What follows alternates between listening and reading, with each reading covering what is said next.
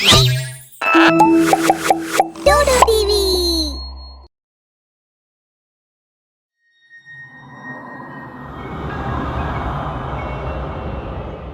केशव को अपनी पत्नी रागिनी के साथ शहर आए 10 साल हो गए थे। इन 10 सालों में केशव ने शहर में अच्छी खासी तरक्की कर ली थी।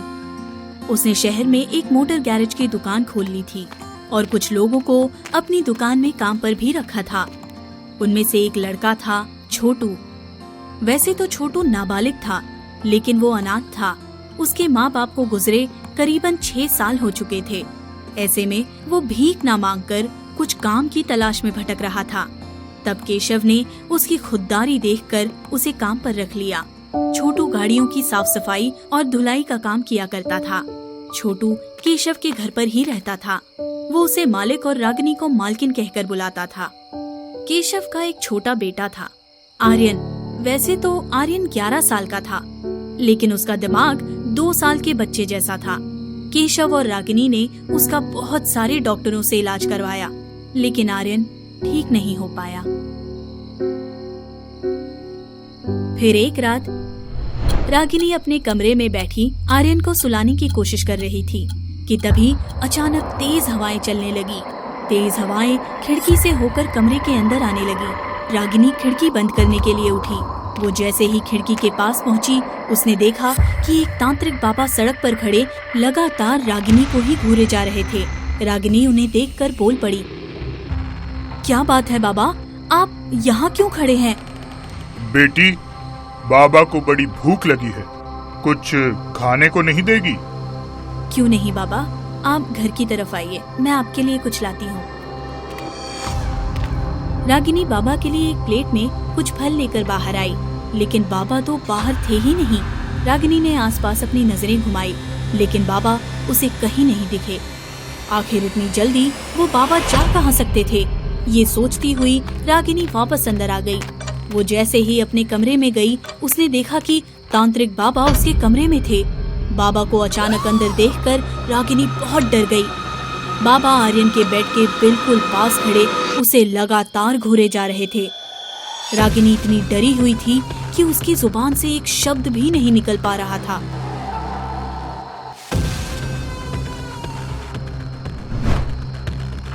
तभी बाबा बोले, बेटा बीमार है ना तेरा? रागिनी डरी हुई बोली, वो बाबा इसे। कुछ बताने की जरूरत नहीं है बेटी, मैं इसके बारे में सब जानता हूँ। अगर तू चाहती है कि ये ठीक हो जाए तो कल रात 8 बजे शनि देव के पुराने मंदिर में आ जाना। बाबा, लेकिन ये सब आपको कैसे पता है? रागिनी ने बाबा से सवाल किया ही था कि अचानक कमरे की लाइट बंद हो गई। रागिनी ने जब लाइट का स्विच ऑन किया तो देखा कि बाबा कमरे से गायब हो चुके थे। रागिनी को आश्चर्य तो हुआ, लेकिन वो इस बात से खुश थी कि बाबा उसके बेटे को ठीक कर सकते हैं। फिर अगली रात रागिनी बाबा के पास आई। बाबा अपनी तपस्या में लीन थे। रागिनी वहीं खड़ी उनकी तपस्या खत्म होने का इंतजार कर रही थी। तभी बाबा अपनी आंखें बंद किए हुए ही रागिनी से बोले, आ गई तू? आजा, आकर इस सफेद घेरे के बीच में बैठ जा। रागिनी ने ऐसा ही किया। रागिनी थोड़ी घबराई हुई थी। वो लड़खड़ाते हुए जुबान से बोली, बाबा, मुझे अपने बेटे को ठीक करने के लिए क्या करना होगा? बाबा ने अपनी आंखें खोली और कहा, तेरा बेटा ठीक तो हो जाएगा, लेकिन उसके लिए तुझे एक मुश्किल काम करना होगा। बोल, कर पाएगी तू? बाबा, मैं अपने बेटे को ठीक करने के लिए कुछ भी करूंगी। आप बस बताइए कि मुझे क्या करना होगा। तो सुन, तुझे एक नाबालिग लड़के को अपने घर पर रखना होगा। उसे अच्छे से खिला पिला और उसकी दिन रात सेवा कर। उसकी हर ख्वाहिश पूरी कर। तू उसे एक माँ का प्यार दे। तू ये तब तक कर जब तक तुझे उस लड़के से लगाव नहीं हो जाता। इतना लगाव कि तू उस लड़के को अपने बेटे से भी ज्यादा प्यार करने लगे। जब ऐसा हो जाए, उस दिन तू उस लड़के को लेकर मेरे पास आना। बाबा की बातें सुनकर रागिनी सोच में पड़ गई। बाबा, आखिर ये कैसे हो सकता है? मैं अपने बेटे के होते हुए किसी दूसरे बच्चे को माँ का प्यार कैसे दे सकती हूँ? बेटी, अगर तुझे अपने बेटे को ठीक करना है तो मैं जैसा कहता हूँ वैसा करना ही होगा। आगे तेरी मर्जी। ठीक है बाबा, मैं यही करूँगी।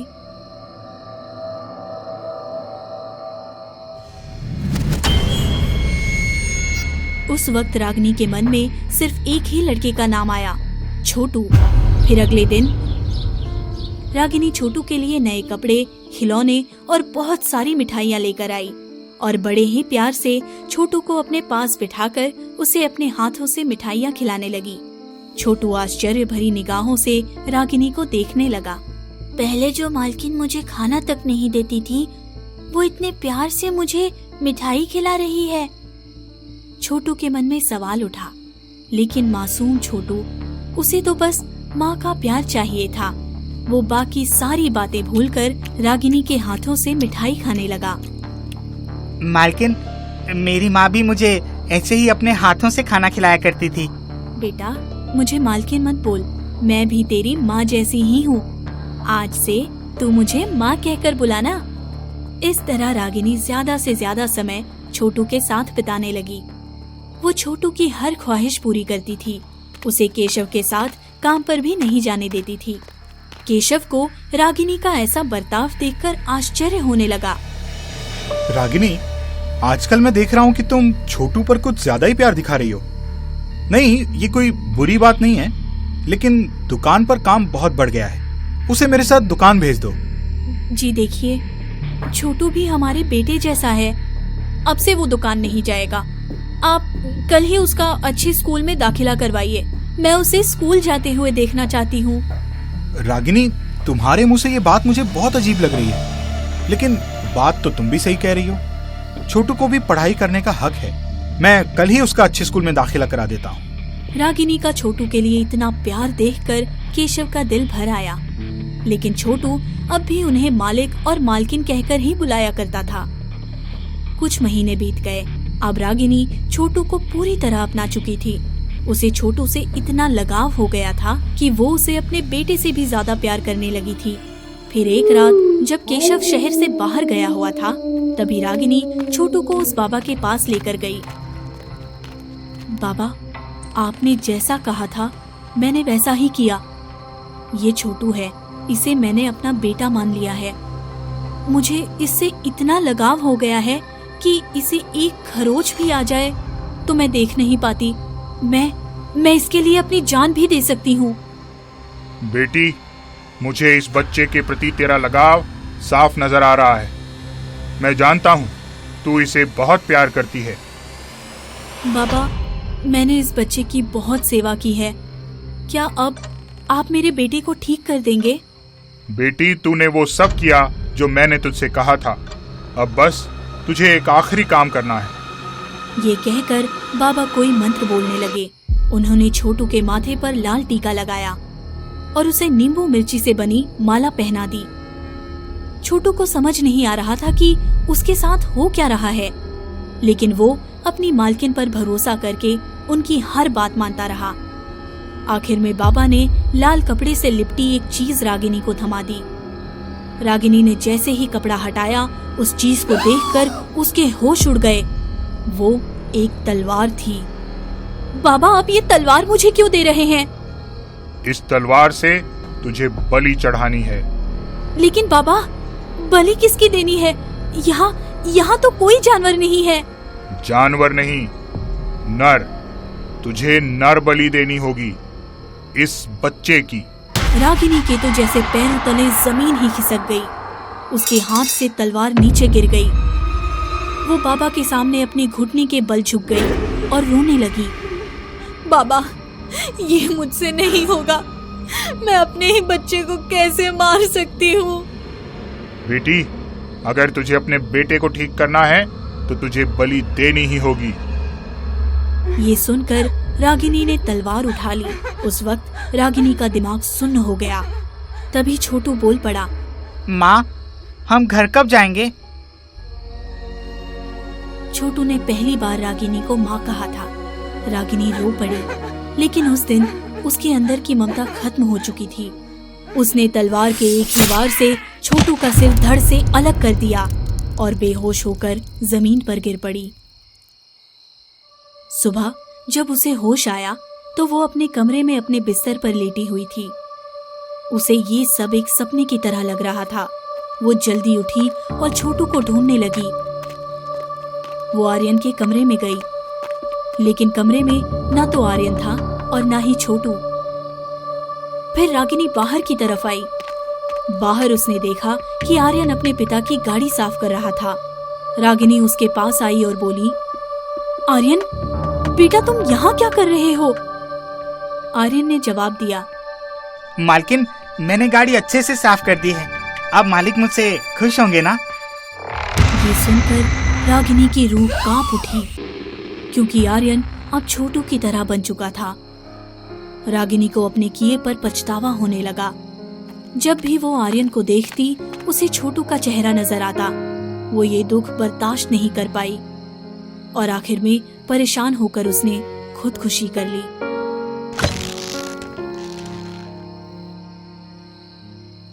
उत्तराखंड के अल्मोड़ा जिले से लगभग 12 किलोमीटर पहले ही एक गेस्ट हाउस था जो मुख्य आबादी से काफी दूर था। वो गेस्ट हाउस गर्मियों के समय में भी पर्यटकों से खाली ही रहता था। उसका मुख्य कारण शायद उस गेस्ट हाउस से जुड़ी कुछ भूत प्रेतों की अजीबोगरीब कहानियाँ थीं। जैसे कभी किसी को ऊपर की छतों पर कुछ घसीटने की आवाजें सुनाई देना, कभी किसी के जोर जोर से खांसने की आवाज आना और कभी कभी तो सीढ़ियों पर किसी के भागने की आवाज आना। गेस्ट हाउस तक जाने वाली सड़क के दोनों तरफ लगे हुए घने पेड़ और झाड़ियाँ इसको और भी डरावना बना देती थी। कई बार लोगों ने उन झाड़ियों से किसी के सिसकने की आवाज भी सुनी थी। गेस्ट हाउस की इमारत के आसपास भी एक अजीब सा सन्नाटा छाया रहता था। भोले भटके ही कोई वहाँ जाता था। कमलकांत नैनीताल में एक बैंक में ऑफिसर थे। उनकी पत्नी माधवी एक टीचर थी। वे लोग अक्सर अल्मोड़ा जाते रहते थे। इस बार 2-3 दिन की छुट्टियों में माधवी का भाई अपने एक दोस्त के साथ लखनऊ से आया था। सबने मिलकर अल्मोड़ा जाने का प्रोग्राम बना लिया। कमलकांत, उनकी पत्नी माधवी, रवि, अनूप, सभी लोग एक ही जीप में बैठकर अल्मोड़ा की तरफ जा रहे थे। जीप कमलकांत चला रहे थे। ऐसा लग रहा था कि घने जंगलों के बीच से होकर जाने वाला रास्ता खत्म होने का नाम ही नहीं ले रहा था। माधवी सोच रही थी कि हर बार तो हम 2 घंटे से पहले ही पहुंच जाते थे, तो इस बार क्या हो गया? अचानक जीप के ब्रेक चरमराए और जीप एक झटके के साथ रुक गई। कमलकांत ने उतरकर चेक किया तो मालूम हुआ कि शायद जीप में कुछ खराबी आ गई थी।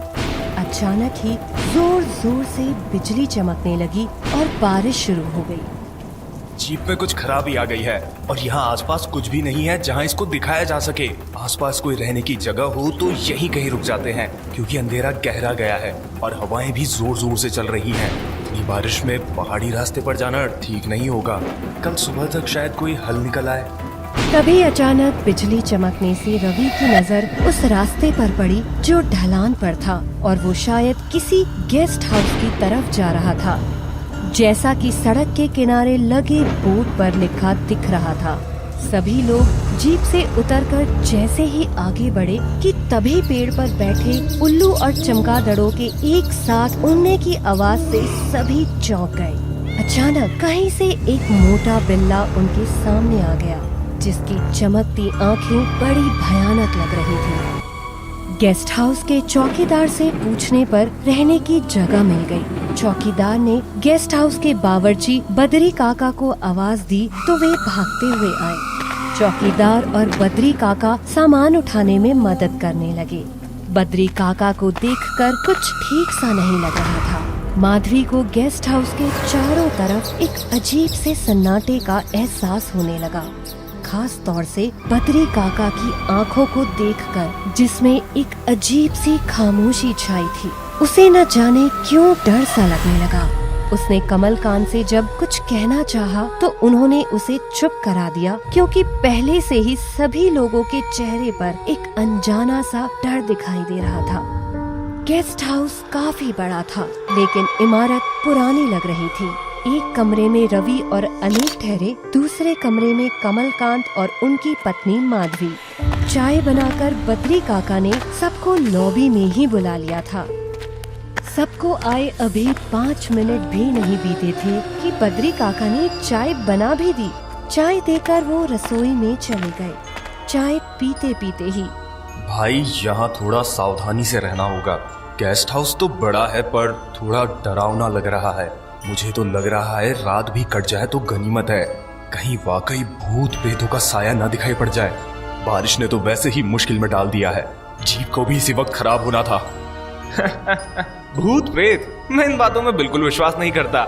हाँ, मेरी माँ यहाँ होती तो तुरंत ये गेस्ट हाउस छोड़ देती।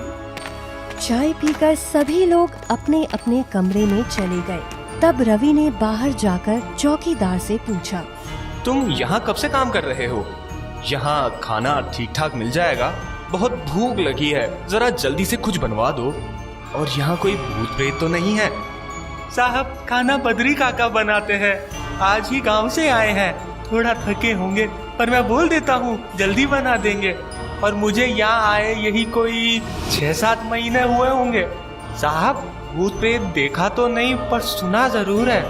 एक बार तो आप ही की उम्र के एक साहब आए थे, उन्होंने रात में ऐसा कुछ देख लिया कि आधी रात को ही अपना बोरिया बिस्तर संभाल कर चलते बने। हम जब सुबह आए तो उनका कोई अता पता न था। ठीक है, आप जल्दी से खाना बनवा दीजिए, बहुत भूख लगी है, सिर भी बहुत भारी हो रहा है और ऊपर से ये जगह कुछ अजीब और डरावनी सी लग रही है। हम भी थके हैं, खा पीकर सोना चाहते हैं। रात का खाना खाकर बाकी सभी लोग बाहर बने लॉन में टहलने लगे। वहाँ से आकर सब लोग अपने अपने कमरे में सोने चले गए। रवि तो पहले से ही गहरी नींद में चला गया था। लगभग 3 बजे अचानक अनूप की चीख से रवि की नींद खुल गई। मैंने क्या किया है? मुझे छोड़ दो। कौन है? किसने मुझे जकड़ रखा है? छोड़ दो मुझे। अरे किसने पकड़ा है तुम्हें? अनूप उठो, आंखें तो खोलो यार। अनूप पसीने से नहाया हुआ था। रवि ने उठकर लाइट जला दी। तभी अनूप चीखा, अरे देखो, खिड़की के पास कौन है? वो देखो, वो इधर ही देख रहा है। रवि ने जैसे ही खिड़की की तरफ देखा, उसकी टांगे कांपने लगी। वहाँ एक लंबी चौड़ी भयानक आकृति दिखाई पड़ रही थी, जिसकी आंखें अंगारों की तरह दहक रही थीं। दोनों तुरंत बाहर लॉबी में आने के लिए दरवाजा खोलने लगे, मगर लग रहा था कि दरवाजा तो बाहर से ही बंद है। रवि जोर से चिल्लाया, तब दूसरे कमरों से सभी लोग निकल कर आए। उन्होंने दरवाजे पर धक्का दिया तो दरवाजा एक झटके से खुल गया। दरवाजा खुलते ही एक भारी कदमों की आवाज सबने सुनी। ऐसा लगा कि कोई निकलकर बाहर जा रहा हो। सबकी सांसें थम गई। माधवी लॉबी का पर्दा हटाकर बाहर झांकने लगी कि शायद कोई जाता हुआ दिखाई दे, पर कोई नहीं दिखाई दिया। हर ओर एक खौफनाक सन्नाटा छाया हुआ था। कमरे में नाइट बल्ब के हल्के प्रकाश में आसपास रखी चीजों की परछाई भी बड़ी भयानक लग रही थी। बड़ी देर तक सारे लोग सोफे पर बैठे कांपते रहे और माधवी खिड़की के पास खड़ी बाहर ताकती रही। घड़ी की टिक टिक उस सन्नाटे को तोड़ने की कोशिश कर रही थी। सहसा बाहर एक हल्की सी आहट सुनाई दी। मुख्य द्वार पर दस्तक की आवाज से सभी चौकन्ने हो गए। एक और दस्तक की गूंज पूरे घर में फैल गई। फिर दरवाजा अपने आप चरमराया और जहां सभी लोग बैठे थे वहां एक अजीब सी ठंडक का एहसास होने लगा। रवि, जो कुछ घंटों पहले ही अपनी दिलेरी का दावा कर चुका था, ठंड से बदहवास सोफे पर सिकुड़ कर बैठ गया। अचानक पूरे घर की लाइट गुल हो गई और गेस्ट हाउस की सभी दरवाजे खिड़कियां धड़ धड़ करके खुलने और बंद होने लगी। थोड़ी ही देर में जब लाइट आई तो किसी आवाज से एक साथ सबकी निगाहें छत की तरफ चली गईं, जहां ताजे खून के छींटे पड़े थे। माधवी का डर के मारे बुरा हाल था। अब चाहे जो भी हो, यहाँ एक पल भी रुकना खतरे से खाली नहीं है। सब लोग सामान उठाओ, भले ही रात कितनी भी महंगे होटल में गुजारनी पड़े, पर जाएंगे भी तो कैसे? जीप तो अब सुबह ही ठीक होगी ना। कमरों में अकेले जाने की किसी की हिम्मत नहीं पड़ रही थी। तभी किसी कमरे से गोली चलने की आवाज से सब उधर की तरफ भागे तो देखा एक कमरे में एक मोटे जंगली बिल्ले की लाश पड़ी थी, जिसमें से ताज़ा खून बह रहा था। माधवी तो लॉबी में आ गई और घबराहट के कारण बेहोश हो गई। अपने डर पर काबू पाकर सभी लोग उनको होश में लाने की कोशिश में लग गए। किसी तरह उनको होश आया। तब तक सुबह के 5 बज गए थे।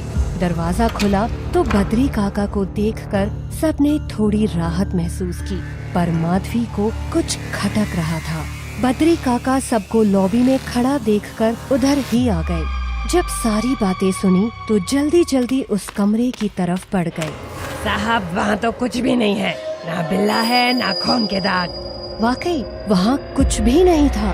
गुत्थी उलझती जा रही थी। सुबह हो गई थी और बद्री काका के आने से थोड़ी हिम्मत भी आ गई थी। रवि बाहर निकल कर आया तो चौकीदार ने उसे बताया, साहब, रात को जब मैं यहाँ से गया तो कल इस गेस्ट हाउस का पुराना चौकीदार मिल गया था। बातों बातों में उसने बताया कि उसने इस गेस्ट हाउस में कई सालों तक काम किया था। उसने इस गेस्ट हाउस के बारे में कुछ अजीब चीजें बताई।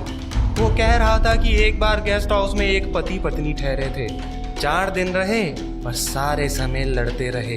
उनकी पत्नी का किसी और के साथ संबंध था, शायद यही झगड़े का कारण था। चौथे दिन जब उनकी पत्नी किसी कारण से बाहर गई, तभी पति ने खुद को गोली मारकर आत्महत्या कर ली और तब से उस आदमी की आत्मा इस गेस्ट हाउस में घूम रही है।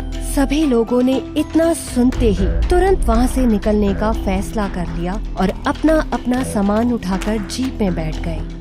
साहब, इस रॉड को अपनी गाड़ी में रख लीजिएगा, वरना आप लोग यहाँ से निकल नहीं पाएंगे। भूत प्रेत लोहे से बहुत दूर भागते हैं। गेस्ट हाउस में एक कमरे में ऐसे बहुत सारे रॉड रखे हैं। मैं तो जब से आया हूँ इस तरह की घटना पहली बार देख रहा हूँ। कमलकांत की जीप स्टार्ट करते ही वो तुरंत स्टार्ट हो गई। उनके आश्चर्य का ठिकाना न रहा। वे सोच रहे थे कि कल इस जीप को क्या हुआ था। कल जीप का खराब होना भी इसी गेस्ट हाउस की भटकती आत्मा की कोई साजिश थी शायद। सिर्फ 10-12 किलोमीटर ही तो बचा था अल्मोड़ा। गेस्ट हाउस से निकलकर थोड़ा सा ही आगे बढ़े थे कि उनकी जीप के सामने ही झाड़ियों में से किसी लंबे चौड़े साईं ने, जो काले रंग का लिबास पहने हुए था, छलांग लगा दी। जीप के ब्रेक चरमराए और वो पेड़ से टकराते टकराते बची। गाड़ी वहीं खड़ी हो गई थी। उस साई को देखकर ही सबकी चीख निकल गई। ऐसा लगा जैसे सबके शरीर अचानक ठंड से जम गए हों। जीप कमलकांत ही चला रहे थे। वो साया रास्ते पर ही खड़ा था। तभी उन लोगों ने अपने पीछे किसी को जोर जोर से आवाज देते हुए सुना, रुको साहब, रुको साहब। दोनों चौकीदार और बद्री काका साइकिल चलाते हुए आ रहे थे। वो साया जा चुका था। साहब, गजब हो गया। बद्री काका तो 15 दिन की छुट्टी पर गए थे और आते ही सीधे गेस्ट हाउस पहुँचे। जब उन्होंने सुना कि कुछ मेहमान आए थे तो उनका पहला सवाल यही था कि खाना किसने बनाया। तभी मेरे दिमाग में बिजली सी चमकी कि फिर वो कौन था, और मैं भी डर गया। वे एक दिन मैं किसी भूत के साथ रहा। मैं आपको यही बताने आया हूँ कि जिसे हम बद्री काका समझ रहे थे वो कोई भूत प्रेत या जिन्न था। इस बात से अचानक सब लोग बहुत ही ज्यादा घबरा गए। उन्होंने चौकीदार को किसी तरह गाड़ी में बिठाया और वापस गेस्ट हाउस में लेकर गए। फिर वो कौन था? साहब, मैं तो यहाँ एक पल भी नहीं रुक सकता। वो कब किसके रूप में आ जाए क्या मालूम। तुमको मालूम नहीं था कि बद्री काका छुट्टी पर गए थे? तुमने फिर क्यों बद्री काका को आवाज लगाई थी? हाँ, मैं तो यही जानता था कि बद्री काका आ गए हैं, क्योंकि इन्हें तो कल ही आना था। तब इन्होंने बताया कि कल तो इनकी बस छूट गई थी, इसलिए ये रात वाली बस लेकर अभी अभी यहाँ पहुँच पाए हैं। चौकीदार के होश में आते ही सब लोग आकर जीप में बैठ गए। कमलकांत ने गाड़ी एक झटके से स्टार्ट कर दी। सभी लोग गेस्ट हाउस में आधी रात से ही जागे हुए थे। ऐसे भयानक हादसे के बाद किसी की भी अल्मोड़ा जाने की हिम्मत नहीं थी। कमलकांत ने गाड़ी वापस मोड़ दी थी।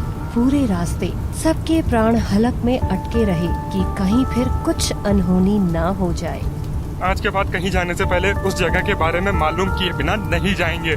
आज तो बाल बाल बच गए। जान बची तो लाखों पाए, लौट के बुद्धू घर को आए। छुट्टियों का सारा मजा किरकिरा हो गया था, बल्कि एक कभी ना भूल पाने वाली घटना ही हो गई। अपने अपने घर जाकर ही सबकी सांस में सांस आई।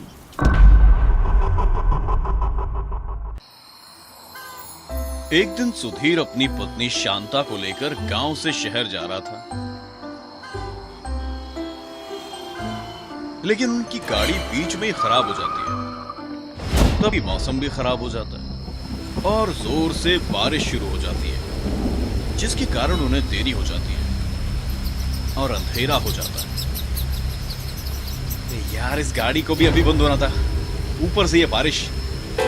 अब इस टाइम गाड़ी ठीक करने के लिए कोई मैकेनिक भी नहीं मिलेगा। सुनिए जी, बारिश बहुत तेज हो रही है, हमें कहीं रुकना चाहिए। इतनी रात हम कहाँ जा सकते हैं? चारों ओर अंधेरे के अलावा कुछ भी दिखाई नहीं दे रहा। ये कहते हुए सुधीर आसपास नजर घुमाता है। तभी उसे दूर एक घर में रोशनी जलते हुए दिखती है। शांता, वो देखो, वहां एक घर दिख रहा है। हमें वहां जाना चाहिए। अंधेरे में यहां रुकना सुरक्षित नहीं है। शायद हमें वहां कुछ मदद भी मिल सकती है। ठीक है जी, जैसा आपको ठीक लगे। और दोनों उस घर की तरफ चले जाते हैं। वे पास जाकर देखते हैं तो वो एक बड़ा बंगला हो जाता है। सुधीर घर की कुंडी खटखटाता है, लेकिन अंदर से कोई नहीं आता। मुझे लगता है अंदर सब लोग सो रहे होंगे, हमें यहीं बाहर रुकना चाहिए। और तभी बहुत जोर की हवा आती है और दरवाजा अपने आप खुल जाता है। सुधीर शांता को लेकर घर के अंदर जाता है। अंदर बहुत अंधेरा होता है और चारों तरफ बड़े बड़े मकड़ी के जाले और चमगादड़ लटके होते हैं। ऐसे घर को देख शांता कहती है, मुझे ये घर बहुत डरावना लग रहा है। ऐसे लग रहा है जैसे सालों से यहाँ किसी परिंदे ने भी पर नहीं मारा हो। नहीं शांता, यहाँ डरने जैसी कोई बात नहीं है और हमें थोड़ी जिंदगी भर यहाँ रहना है। जब सुबह हो जाएगी तो हम यहाँ से चले जाएंगे। वे दोनों बातें कर रहे होते हैं, तभी दरवाजा अपने आप बंद हो जाता है और एक बूढ़ी औरत हाथों में एक जलती हुई मोमबत्ती लेकर आती है। उसे देखकर दोनों डर जाते हैं। यहाँ मैं रहती हूँ, तुम्हें डरने की कोई जरूरत नहीं है। यह घर काफी बड़ा है, इसलिए ऐसा है। मुझे लगता है तुम लोग किसी मुसीबत में फंसे हो, इसलिए यहाँ आए हो। तुम लोग काफी भीग गए हो। जाओ, ऊपर कमरा है, अपने कपड़े बदल लो। और दोनों ऊपर के कमरे में चले जाते हैं। फिर बूढ़ी डायन उन्हें थोड़ी देर में कपड़े लाकर देती है। कपड़े देखकर सुधीर बूढ़ी डायन से पूछता है, आपके पास ये कपड़े कहाँ से आए? आप तो अकेली रहती हो। यह सब मेरे बहू बेटे के कपड़े हैं। अभी वो यहाँ नहीं रहते हैं। तुम कपड़े बदल लो, रात बहुत हो गई है, सो जाओ। ये कहकर डायन वहां से चली जाती है। सुनिए जी, मुझे बहुत डर लग रहा है। ये बूढ़ी डायन हमारे साथ कुछ करेगी तो नहीं ना? नहीं, वो कुछ नहीं करेगी। उसने तो हमारी मदद की है। कुछ डायन अच्छी भी होती हैं। सुधीर और शांता कपड़े बदलकर बेड पर सो जाते हैं। जब सुधीर सुबह जाने के लिए उठता है तो वो शांता का शरीर गर्म देखता है। वो शांता से कहता है, शांता, तुम्हें तो बहुत तेज बुखार है, तुम आराम करो, मैं किसी डॉक्टर को लेकर आता हूं। तभी वहां बूढ़ी डायन आ जाती है और कहती है, रुको, कहीं जाने की जरूरत नहीं है। घर में जड़ी बूटी है, मैं इसे दे दूंगी तो ये ठीक हो जाएगी। नहीं, इसे डॉक्टर के पास ले जाना ही होगा, नहीं तो बुखार और भी बढ़ सकता है। मैंने कहा ना, जड़ी बूटी से बुखार सही हो जाएगा। ये कहकर डायन वहां से चली जाती है थोड़ी देर में हाथ में दवाई लेकर आती है और शांता को देती है। इसे ले लो, इससे तुम्हें आराम मिलेगा। अम्मा जी, आप बहुत अच्छी हैं। आपने हम पराये लोगों को यहाँ आसरा दिया और हमारी इतनी मदद कर रही हैं। मैं आपका एहसान कभी नहीं भूलूंगा। अगर मैं आपके लिए कुछ कर सकता हूँ तो जरूर बताइए। ठीक है बेटा, जरूर बताऊंगी। और शांता भी आराम करती है। थोड़ी देर बाद शांता का बुखार चला जाता है और दोनों जाने के लिए निकलते हैं। सुधीर शांता से कहता है, तुम्हें जाकर अम्मा जी का शुक्रिया करना चाहिए। और शांता बूढ़ी डायन को देखने पूरे बंगले में घूमती है और उसे एक कमरे में बूढ़ी डायन रोते हुए दिखाई देती है। क्या हुआ आपको? आप रो क्यों रही हैं? उसके हाथों में उसके लड़के की तस्वीर होती है। तभी सुधीर भी वहां आ जाता है और उससे कहता है, अम्मा, आपकी परेशानी हमें जरूर बताइए, हम आपकी सहायता करेंगे। यह मेरा बेटा रोशन है। विदेश में पढ़ने के लिए गया था। एक दिन अपनी बीवी के साथ आया और बोला कि मैं अपनी बीवी के साथ विदेश में रहना चाहता हूँ। अब मैं उस देश का नागरिक हूँ। तुम्हें वहां नहीं ले जा सकता, लेकिन मैं तुम्हें हर महीने पैसे भेजता रहूंगा। कभी कभार यहाँ आया करूंगा। मैं अकेली बूढ़ी उसके सहारे पे थी। मैंने उसे रोकने की बहुत कोशिश की, लेकिन चला गया। उसने कुछ दिनों तक पैसे भेजे, उसके बाद पैसे भेजने बंद कर दिए। मैं बहुत बीमार हो गई, चल भी नहीं पाती थी। हॉस्पिटल जाने के लिए सीढ़ियों से नीचे उतर रही थी और चक्कर आने के कारण सीढ़ियों से नीचे गिर गई और मेरी मृत्यु हो गई। तब से इस बंगले में अकेली भटक रही हूँ। उसे मिलने के लिए मैं सालों से ही इंतजार कर रही हूँ, लेकिन अभी तक वो नहीं आया। तुम लोग आए तो मुझे लगा मेरा बेटा ही आया, लेकिन तुम लोग भी जा रहे हो। आप रोइए मत, मैं आपकी इच्छा पूरी करूंगा। मैं आपके बेटे को यहां लेकर आऊंगा और जब तक वो नहीं आता तब तक हम आपके साथ रहेंगे, आपके बहू बेटे बनकर। और पूरा घर रोशनी से फैल जाता है। दूसरे दिन सुधीर बूढ़ी डायन से कहता है, क्या आपके पास रोशन का फोन नंबर और एड्रेस है? नहीं बेटा, मेरे पास उसका ना फोन नंबर है ना एड्रेस है। वो तो सिर्फ मुझे बैंक में पैसे भेजता था।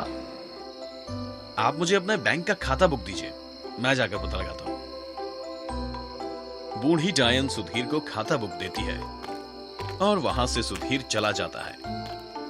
सुधीर अपनी गाड़ी चालू करके देखता है तो गाड़ी चालू हो जाती है और वो समझ जाता है कि ये सब बूढ़ी डायन ने किया है। अपनी गाड़ी को लेकर सुधीर बैंक में जाता है। वहां से उसे डायन के बेटे का एड्रेस और फोन नंबर मिल जाता है। सुधीर फोन लगाकर बूढ़ी डायन के बेटे से कहता है, हेलो, मैं बीजापुर गांव का जमींदार सुधीर बोल रहा हूं। आपका बंगला मुझे खरीदना है। नहीं, मेरा कोई बंगला नहीं है, तुमने शायद कोई गलत नंबर लगाया। नहीं, मैं तुम्हारे बंगले की बात कर रहा हूं, जहां तुम्हारी माँ रहती थी। उनके देहांत के बाद वो बंगला खाली पड़ा है। मैं तुम्हें उसके अच्छे पैसे दूंगा। बंगले की बात सुनकर रोशन लालच में आ जाता है और कहता है, अच्छा ठीक है, मैं अगले हफ्ते आऊंगा। वाह वाह वाह, अब तो मैं माला माल होने वाला हूं। यह कहकर सुधीर घर आ जाता है और बूढ़ी डायन से कहता है, मैंने आपके बेटे से बात की है और अगले हफ्ते वो यहां आ रहा है। और अगले हफ्ते रोशन वहां आ जाता है। दरवाजा खुला देखकर रोशन कहता है, कोई है? और बूढ़ी डायन अपने बेटे को देखकर बहुत खुश हो जाती है और वहां सुधीर भी आ जाता है। तुम रोशन हो ना? हाँ, मैं रोशन हूं। तुम लोग यहाँ क्या कर रहे हो? मैं सुधीर हूं, मैंने तुम्हें फोन लगाया था। आओ ऊपर चलकर बैठते हैं। मैं यहाँ बैठने के लिए नहीं, इस घर को बेचने के लिए आया हूं। जल्दी करो, मुझे कल फिर से निकलना है। ये सुनकर बूढ़ी डायन गुस्सा हो जाती है और शांता के शरीर में घुस जाती है। कितना नालायक है तू, एक बार भी नहीं पूछा अपनी माँ जिंदा है क्या मर गई, और उसके पीछे उसका घर बेचकर खाना चाहता है। पैसों के खातिर तुमने जन्म देने वाली माँ को भुला दिया। और डायन उसे 2-4 थप्पड़ मार देती है। मैं यहाँ इतने सालों से तुम्हें मिलने के इंतजार में भटक रही हूँ, तुम कभी माँ का प्यार समझ नहीं पाए। मुझे माफ कर दो माँ, मैं पैसों के पीछे बहुत अंधा हो गया था और उसी के पाने के चक्कर में मैंने तुम्हें खो दिया। मेरे सामने आओ माँ, मैं तुम्हें देखना चाहता हूँ, मैं इस घर में तुम्हारे साथ रहना चाहता हूँ। और बूढ़ी डायन शांता से बाहर आ जाती है और रोशन को दिखाई देती है, और रोशन अपनी माँ के गले मिलकर बहुत रोता है। बूढ़ी डायन भी अपने बेटे से मिलकर बहुत खुश हो जाती है और कहती है, सुधीर, तुम्हारा बहुत शुक्रिया, तुमने मेरी आखिरी इच्छा पूरी कर दी। अब मेरे जाने का समय हो गया है। बूढ़ी डायन गायब हो जाती है और सुधीर शांता को लेकर वहां से चला जाता है। और कुछ दिनों में रोशन अपने परिवार को लेकर वहां रहने के लिए आ जाता है।